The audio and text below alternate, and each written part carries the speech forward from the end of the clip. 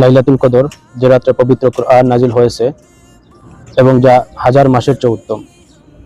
এই রাতে মহান আল্লাহ লৌহে মাহফুজ থেকে কুরআন নাজিল করেছিলেন। আমি এখন দাঁড়িয়ে আছি পৃথিবীর অন্যতম পবিত্র স্থান মসজিদে নববীতে।